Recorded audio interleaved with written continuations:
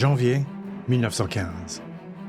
La Première Guerre mondiale n'a duré que 5 mois et déjà, environ 1 million de soldats sont tombés. Une guerre qui a commencé dans les Balkans a englouti une grande partie du monde. Les puissances centrales, l'Allemagne, l'Autriche-Hongrie et l'Empire ottoman combattent les Alliés. La Grande-Bretagne, la France, la Russie, la Serbie et Monténégro, la Belgique et le Japon. En Pologne et dans la Baltique, l'armée russe a subi une série de défaites massives, mais continue de combattre les forces allemandes et austro-hongroises. Les troupes austro-hongroises ont également subi d'énormes pertes et sont humiliées par leur échec à vaincre la Serbie. Dans les montagnes du Caucase, les forces russes et ottomanes s'affrontent dans des conditions hivernales glaciales. Sur le front occidental, les troupes françaises, britanniques et belges sont retranchées face aux Allemands, dans des tranchées s'étendant de la Manche à la Suisse.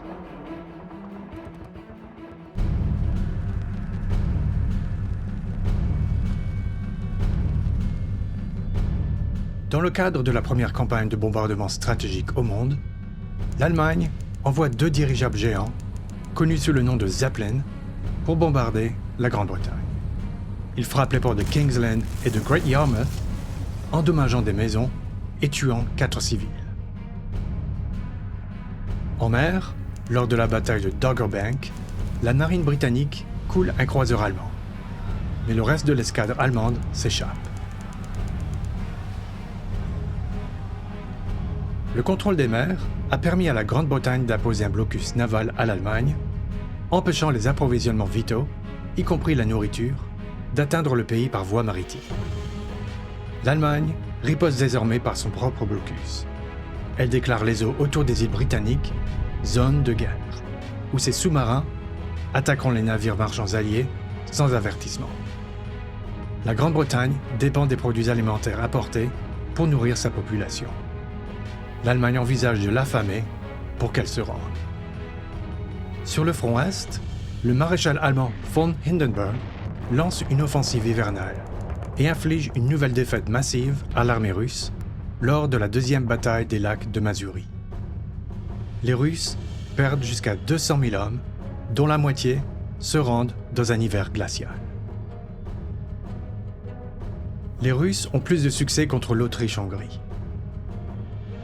La ville de Przemysl tombe après un siège de 4 mois, rapportant aux Russes 100 000 prisonniers. Les pertes totales de l'Autriche-Hongrie atteignent désormais 2 millions.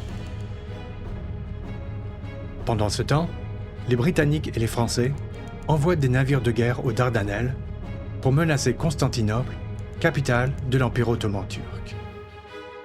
Ils pensent qu'une démonstration de force entraînerait rapidement la capitulation de la Turquie. Ils bombardent les forts côtiers turcs, dans les détroits restreints, mais 3 cuirassés sont coulés par des mines et 3 autres endommagés. L'attaque est annulée.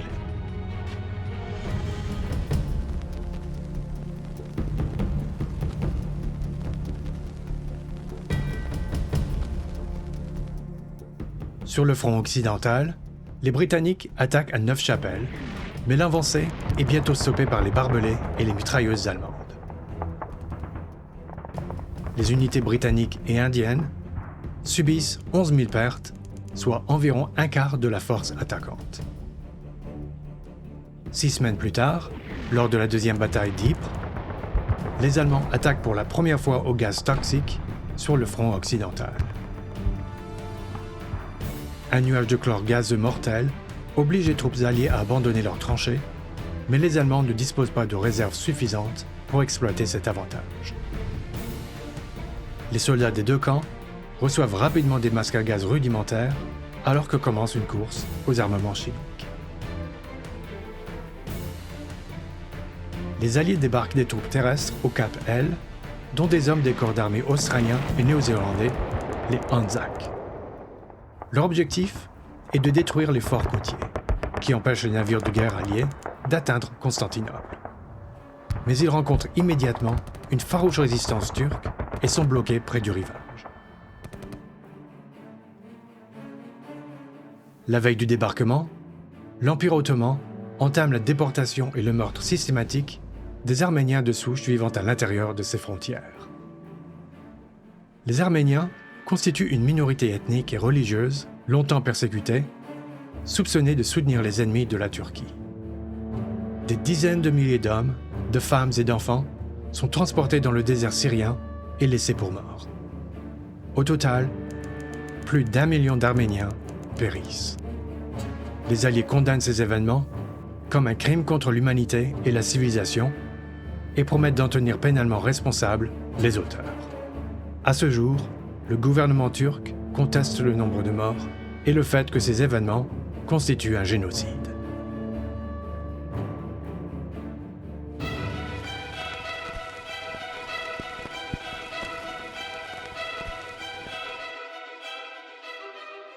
Sur le front Est, une offensive conjointe germano-austro-hongroise en Galice perce les défenses russes, reprenant Chimichul et faisant 100 000 prisonniers.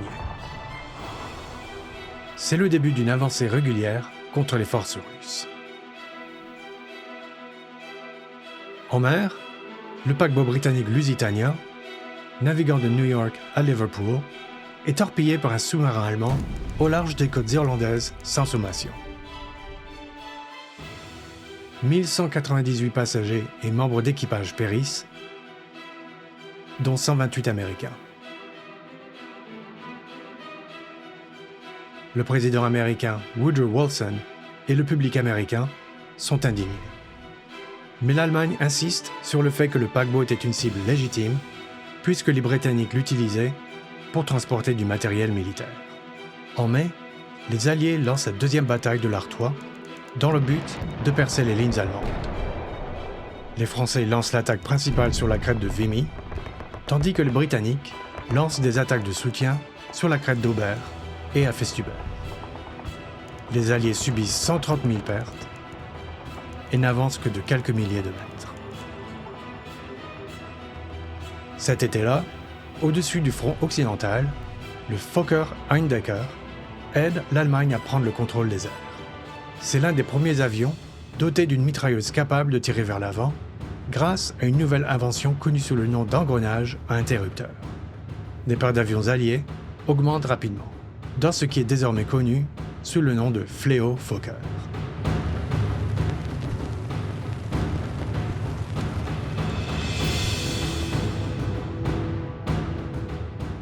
L'Italie, influencée par les promesses britanniques et françaises de gains territoriaux aux dépens de l'Autriche-Hongrie, rejoint les Alliés et déclare la guerre à l'Autriche-Hongrie, puis à l'Empire ottoman et à l'Allemagne. L'armée italienne lance son premier assaut contre les positions austro-hongroises le long du fleuve Isonzo, mais est repoussée avec de lourdes pertes. Pendant ce temps, les Alliés sont confrontés à une crise sur le front Est. Les Russes ont entamé une retraite générale, abandonnant la Pologne. Les troupes allemandes entrent dans Varsovie le 5 août. Le tsar Nicolas II limoge le commandant en chef de l'armée, le grand-duc Nicolas, et prend personnellement le commandement. Cela s'avérera désastreux pour le tsar, car il sera de plus en plus étroitement lié à la défaite militaire russe. Dans les Dardanelles, les Alliés débarquent des renforts dans la baie de Suvla, mais ni eux, ni une série de nouvelles attaques des Anzacs ne parviennent à sortir de l'impasse. Les conditions sont terribles pour les deux parties. Les troupes sont tourmentées non seulement par l'ennemi, mais aussi par la chaleur, les mouches et la maladie. Dans l'Atlantique, un sous-marin allemand coule le paquebot SS Arabic. 44 personnes sont perdues, dont 3 Américains. En réponse aux nouveaux avertissements américains, l'Allemagne met fin à toutes les attaques contre les navires à passagers.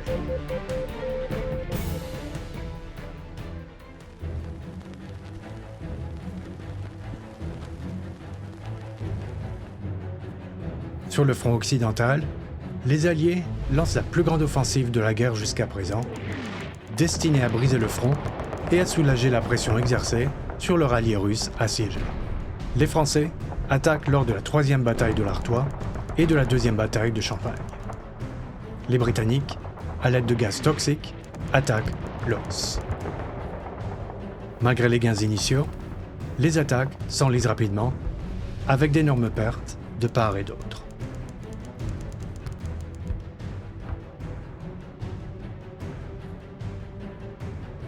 Les troupes alliées débarquent à Salonique en Grèce pour ouvrir un nouveau front contre les puissances centrales et apporter de l'aide à la Serbie.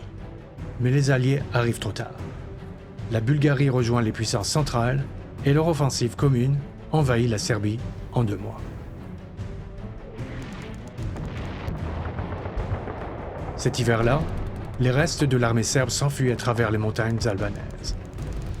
Leurs pertes sont horribles. À la fin de la guerre, 1/3 de l'armée serbe avait été tuée, la proportion la plus élevée de tous les pays.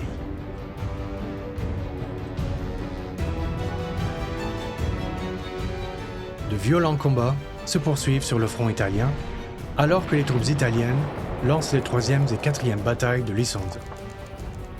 Les forces austro-hongroises, bien qu'afféroisées en nombre, sont retranchées sur les hauteurs et impossibles à déloger. Au Moyen-Orient, une avance britannique sur Bagdad est bloquée par les forces turques lors de la bataille de Ctésiphon, à 40 km au sud de la ville. Les Britanniques se replient sur Kout, où ils sont assiégés. Les Alliés abandonnent la campagne des Dardanelles. 83 000 soldats sont évacués secrètement sans alerter les forces turques. Pas un homme n'est perdu. C'est l'un des plans les mieux exécutés de la guerre. La campagne a coûté aux 2 camps 250 000 de victimes. « 1915 est une mauvaise année pour les Alliés. D'énormes pertes sans gain tangible. Mais il n'est pas question de paix. Au contraire, toutes les parties se préparent à des offensives encore plus importantes en 1916, avec de nouvelles tactiques développées à partir des échecs précédents. Toutes les parties croient toujours qu'une victoire décisive sur le champ de bataille est à portée de main.